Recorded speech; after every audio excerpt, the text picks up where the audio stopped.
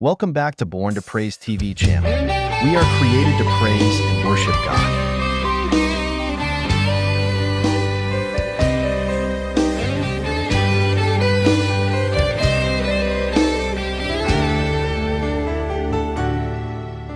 Abi alay. Palakpakan na to si Lord. Hallelujah.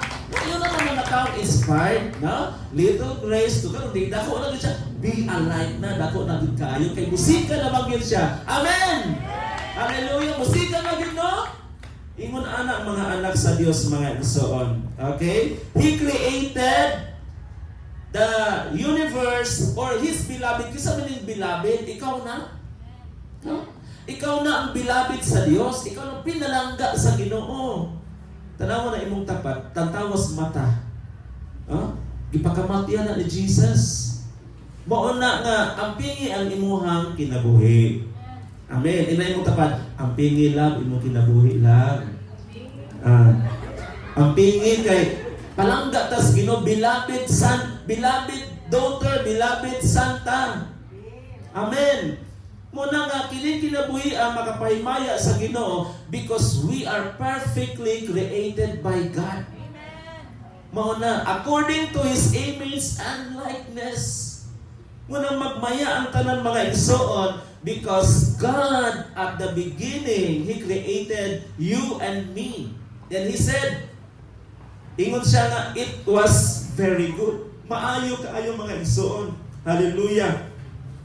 Then doon na tayo usa ka butang mga igsoon nga gisgutan din bisan pa tuod sa pagkamaayo sa Ginoo. Sa dihang gihimo niya ang iyang mga pinalangga, ang mga giprovide niya mga igsoon, before niya gi-create ang iyang mga katawhan, giprovidean sa Dios og shelter, food, no? Food, shelter, o katong basic need gihatagan siya sa Dios before siya gi-create. Kay ang Ginoo, wise kaayo siya sa iyang mga plano. Wala niya unaha pag-create ang tao, ang mga human, para lang magutman. Iyang gi-create pag-una ang kahayag, ang mga butang na naa sa kalibutan, ang mga mananap, ang mga pagkaon. Iyang gi-provide tanan before niya gi-create ang tao.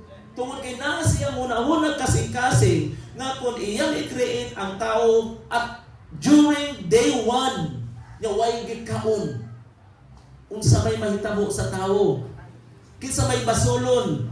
Lord, imo kong gi-create, niya imo na kong pagutman. Naana na sa una-una sa Dios. Nasayod ang Dios nga ikaw bagulbulan. Nasayod ang Dios nga ikaw supakilo. Munang gibutang sa una-una, giunahan na kadaan sa Ginoo because He is too wise. Amen.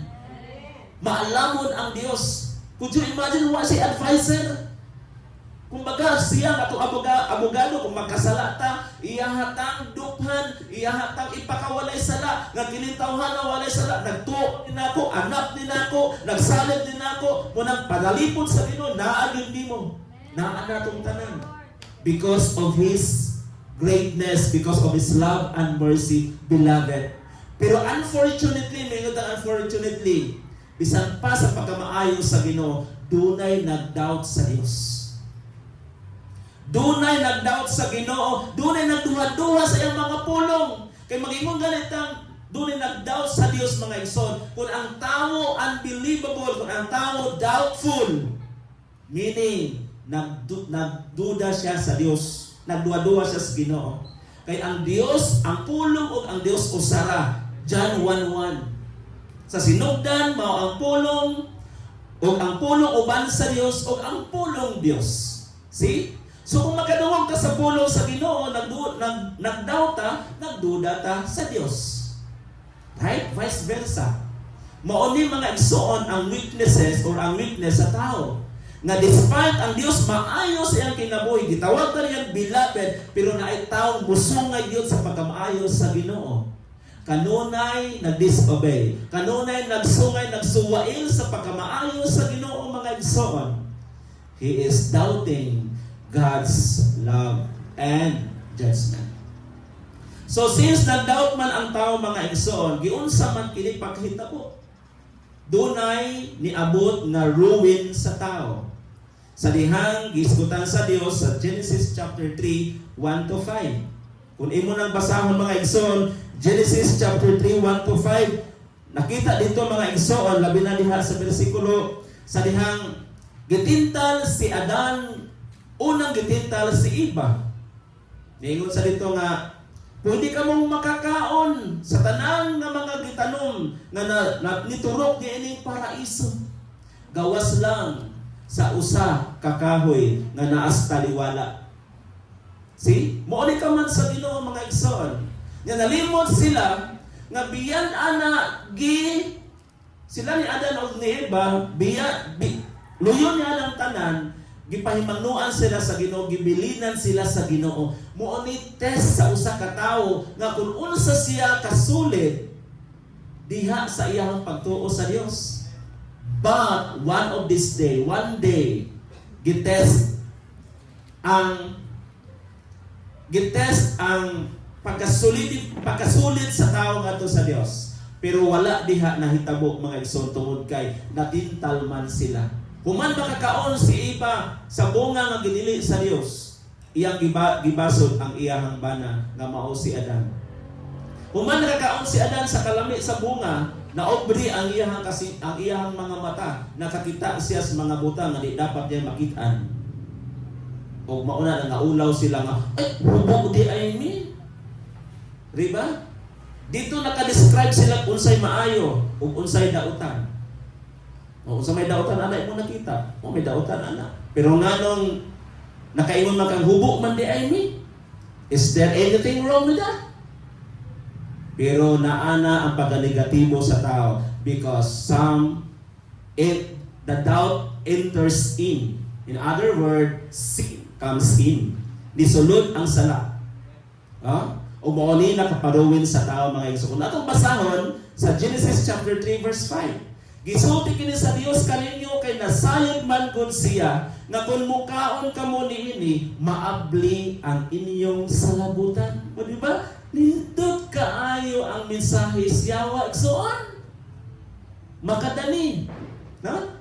Kay nasayod man gud ang Dios sa maayo o dili maayo. Ganahan siya nga dili mo may sama kaniya, maabli yung salabutan o may sama ka mo kaniya nga nasayod unsay maayo, unsay dautan. Apan nalimot sila sa gisulti sa Ginoo sa ilang gibilin nga ayaw gid mo kaon. Apan tungod kay dunay doubt sa tingog nga ilang nadunggan, nisulay sila. O unsay resulta silang pagsulay mga igsoon? Unsay hinungdan? So silang tanan, kitang tanan mga igsoon nahimulag sa Dios, nakasala o nahimulag sa Ginoo. O wala pa'y Mesiyas nga tao karong adlaw o karong mga panahon. Surely ang atong ginabuhi is not destined to heaven. Di kita makaatos langit. Muna gitawag nato good news of great joy because beside wala nang naglantaw si Lord sa atong mga nakalipas sa mga nangagi. Wala na gilantaw sa Ginoo tong mga alagyan. Katong gitintal si Adan ug si Eva, gikalimtan nato sa Ginoo ang mga igsoon. Nahimong na amnesia sa ang Dios tungod sa imong pagdawat kaniya. Tungod sa imong pagdawat kaniya, tungod sa imong pagsalig kaniya, na amnesia ang Ginoo pinaagi niya. It's not good to use this word amnesia, pero mo na siya term na dapat imo mahinumduman tungod sa pagkamaayo sa Ginoo. Iyang ikalimtan nga Dios siya. Tungod nimong tungod nako. Gikalimtan sa Ginoo nga balaan siya tungod nimong tungod nako. Gikan sa langit na naog siya aron makikauban din hinato, aron puy-an ang kalibutan nga puno sa sala. Aron maangkon lang nimo ang kalipay nga hilabihan nga dili mahatag sa kalibutan. Maangkon nimo mga igsoon diha lamang kang Kristo. Mao na ako gi-message gabi nag-note siya. Ningon siya nga dili ko excited sa pagsaulog sa Christmas. Di ko na siya excited. Nga naman, ingon ko, kung nasayag pa lang ka, akong gi-message siya, kung nasayag pa lang ka, unsay tinuod nga kahulugan sa Pasko. Because Jesus is star of the season. Siya, na ay great joy diha nga imong maani ang kahulugan sa Pasko, mo tumang Dako nga kalipay tungod kay good news nga kung kay walay Pasko, walay kaluwasan.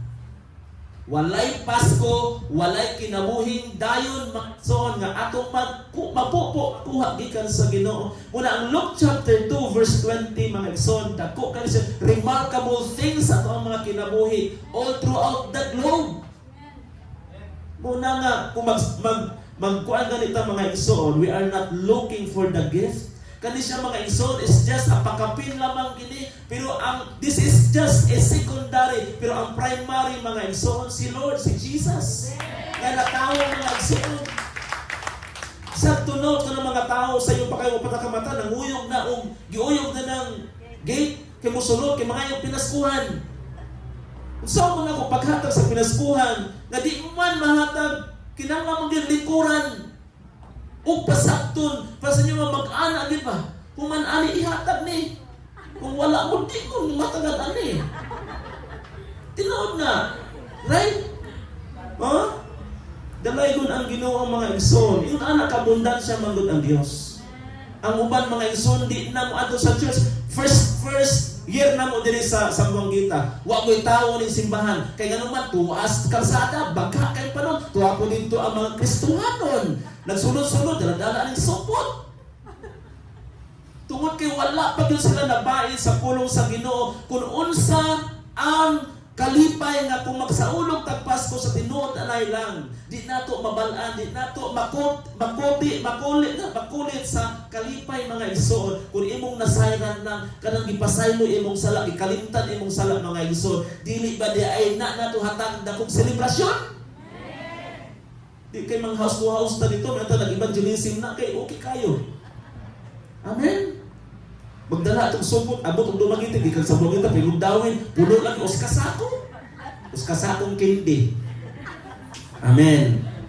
Salamat sa Ginoo kay nakakaroon rin pagpag sa Diyos. Hallelujah. No? Lipay kay si Jesus mga igsoon. Lipay kay si Jesus. Napoy lang pasiaw anak mga igsoon. Lingon nga, si Jesus, di dapat ang natao sa kalibutan mo'y hatagan nato pasidungog pasalamatan. Pero daga na kayo karon, dili niya birthday, mangayo og Gcash. Si Jesus kanimo mangayo, ikaw mo si pa yung Gcash. No? Mo yung Gcash, kung pinaskuhan niya, Gcash na. Uy, di ba? Pag abot sa election, ako ang kuanda, Gcash na po. Di ba? Di na po nang udawat ron og cash. Pero i-Gcash na lang. Amen ba? Pero dili na mo ay konsepto mga igsoon sa kaluwasan. Ngano na atay tumang kalipay tungod sa Mesiyas nga natawo mga igsoon sa kalibutan ug naghatag paglaom og dakong kalipay sa tibuok kalibutan mga igsoon. Lakip na sa imuhang pamilya, sa imong mga igsoon from generation to generation mga igsoon. Gikan sa henerasyon hangtod sa katapusan henerasyon, dili mausab ang imong Ginoo nga atong i-celebrate karon. Amen. Palakpakan na to si Lord. Kung anak pagkamaayo ang Ginoo mga igsoon sa diyang usalig lang taniya. Wala gihatagan og Thanks for dako watching. kaayo mga igsoon pagtagad kini. Please don't forget to subscribe, like, and share.